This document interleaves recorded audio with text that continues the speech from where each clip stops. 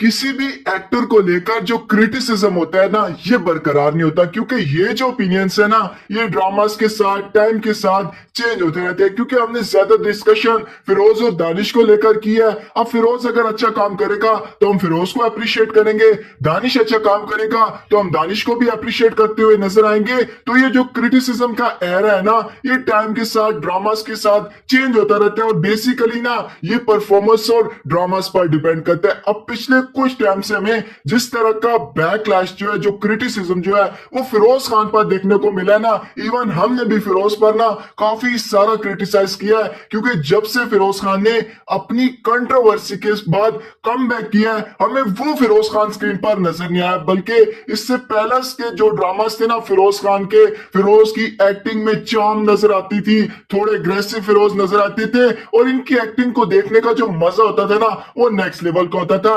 लेकिन जब से बंदे ने कंट्रोवर्सी के बाद कम बैक किया ना, तो फिरोज पर ना काफी सारा बैकलैश है। एक के बाद एक फ्लॉप ड्रामा में फिरोज का नजर आया। तो फाइनली तकरीबन 3 से 4 साल के गैप के बाद हमें उस फिरोज खान की झलक मैं जमी तू आसमान ड्रामे में, ग्रीन एंटरटेनमेंट का जो ड्रामा है इसमें नजर आई। जिस फिरोज खान को एक लंबे अरसे से हम मिस कर रहे थे, वो फिरोज खान फाइनली हमें इस ड्रामे में नजर आया। तो बेसिकली अगर हम फिरोज खान की पूरी जर्नी पर नजर डालें ना, तो फिरोज खान बेसिकली एक ट्रेंड सेटर है। क्योंकि फिरोज खान ने लाइन अप में जिस तरह के ट्रेंड सेट किए हैं, उसको अभी मतलब बाकी एक्टर्स भी जो है ना हमें फॉलो करते हुए नजर आए। तो आज की वीडियो में हम फिरोज खान के जो बेसिकली इसने ना ट्रेंड सेट किए हैं उनको लेकर डिस्कस करेंगे। तो फिर बिना टाइम को वेस्ट किए शुरू करते हैं आज की हमारी वीडियो।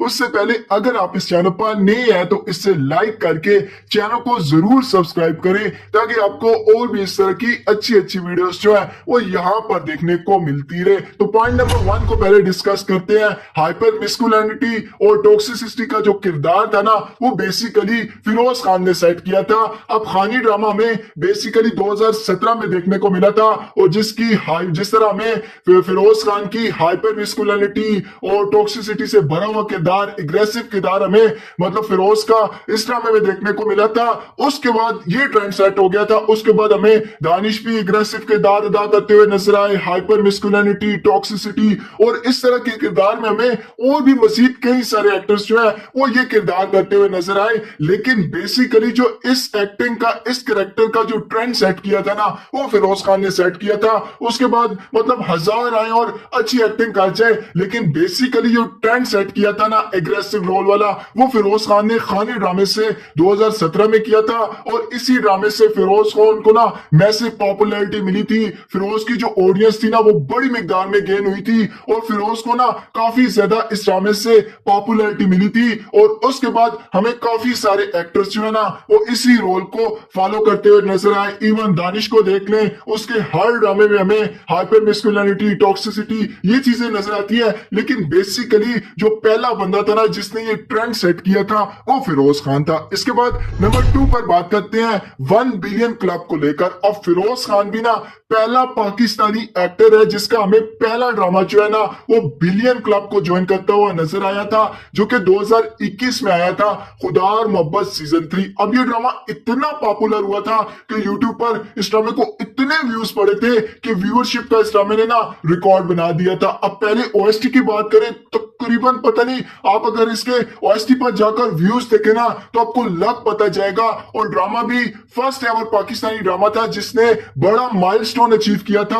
और यूट्यूब पर 1 बिलियन का जो बॉक्स था ना वो बेसिकली ओपन ही फिरोज खान के ड्रामे ने किया था। उसके बाद अगर हम अभी तक के तकरीबन 5 साल में ड्रामास को देखें ना, तो हमें लाइन अप में बेशुमार ड्रामास देखने को मिलते हैं जिन्होंने बिलियंस के व्यूज के ना रिकॉर्ड तोड़ दिए। आप देखें, वहाज के पास तकरीबन मैक्सिमम 3 ड्रामास हैं, दानिश के पास भी तकरीबन 4 ड्रामास हैं 1 बिलियन के, और फिरोज के पास भी मेरे ख्याल से एक आधा ड्रामा ही है 1 बिलियन वाला। तो फिरोज खान ने भी ना बेसिकली ये ट्रेंड सेट किया था, ये सेकंड ट्रेंड था जो फिरोज खान ने सेट किया था। और फिरोज खान का हमें पहला ड्रामा जो है वो 2021 में देखने को मिला था, खुदा और मोहब्बत सीजन 3, जिसने 1 मिलियन व्यूज के हदफ को क्रॉस किया था। उसके बाद अगर हम 1 बिलियन वाले ड्रामास को गिने ना तो बेशुमार ड्रामास हैं, तकरीबन लगभग 20 से ऊपर ड्रामास बनते हैं जिन्होंने 1 बिलियन के मार्जिन को टच किया है। तो 2021 तक का फिरोज खान का जो सफर था ना वो ऑलमोस्ट सेट था, बंदा पीक पर जा रहा था, एक के बाद एक ब्लॉकबस्टर ड्रामा दे रहा था और पॉपुलैरिटी मतलब पीक पर थी और एक्टिंग टॉप नॉच थी, डिफरेंट से डिफरेंट कर रहा था। और उसके बाद फिरोज खान की लाइफ पर ना एक फुल स्टॉप आता है जब आपको पता है 2021 के बाद फिरोज खान की कंट्रोवर्सी होती है और बंदा इंडस्ट्री से मुकम्मल तौर पर ना आउट हो जाता है। और उसके बाद हमें फिरोज पर काफी सारे हर्डल्स, बैकलैश, ये चीजें देखने को मिलती रही, लेकिन बंदा ना अपना मतलब साबित कदम रहा, डटा रहा और एक के बाद एक ड्रामा इसको मिलता गया। अब बेसिकली हम स्ट्रॉन्ग कमबैक एक्सपेक्ट कर रहे थे कि फिरोज हमें स्ट्रॉन्ग कमबैक करता हुआ नजर आएगा।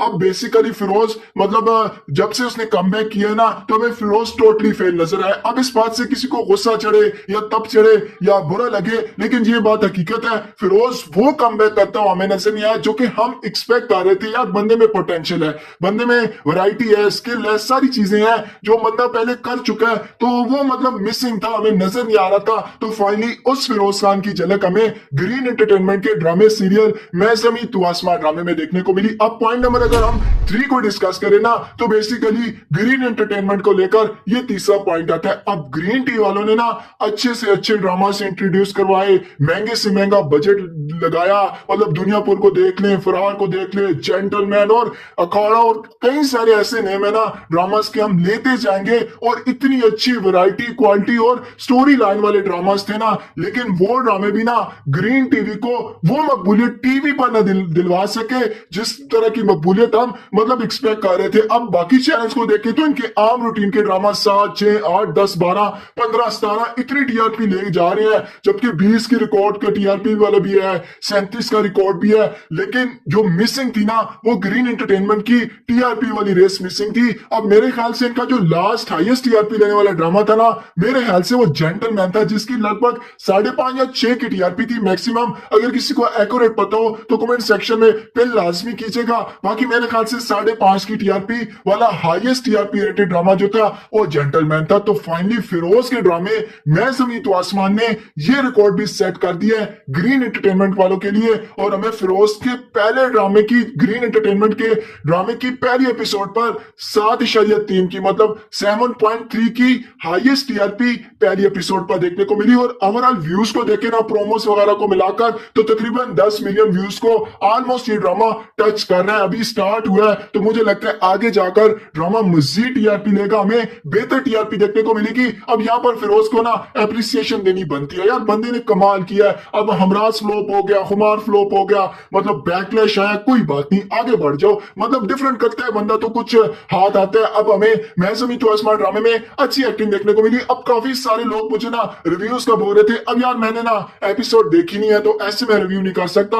हाँ, इवन कुछ बंदों से मैंने इन दोनों एपिसोड की ना कुछ तारीफें सुनने को देखी है कि मतलब 2 एपिसोड ऐसी थी जो आपको अपने साथ इंगेज करके रखती है, कुछ ढीलापन नहीं था, टाइटनेस थी, बोरिंग वाली फील नहीं आई। तो अच्छी एपिसोड हो रही है। बाकी ग्रीन एंटरटेनमेंट का अब तक का सबसे ज्यादा टीआरपी लेने वाला ड्रामा मैं ज़मीं तू आसमां ड्रामा बन चुका है और जिसने 7.3 की टीआरपी ली। अब बजट पर जाए तो दुनियापुर का बजट आपको पता है काफी बड़ा था, फरार का बजट हैवी था, जेंटलमैन का बजट हैवी था, यहाँ बजट उस लेवल का नहीं था। लेकिन फिरोज की फैन बेस और मतलब फिरोज की वजह से ये ड्रामा 7.3 की टीआरपी ले गया और ग्रीन टीवी का अब तक का सबसे ज्यादा टीआरपी लेने वाला ये ड्रामा बन गया। ये तो स्टार्ट है, मुझे लगता है आगे जाकर ड्रामा ऑलमोस्ट 10 की टीआरपी को लाजमन हिट करेगा। तो फिरोज अच्छा करेगा तो फिरोज को एप्रिसिएशन मिलेगी। ड्रामास को लेकर ओपिनियन चेंज होते रहते हैं। अभी आप अगर हमराज पर रिव्यू बोले ना तो मैं फिरोज की क्लास ले लूंगा। बाकी अभी यहाँ फिरोज अच्छा कर रहा है तो फिरोज की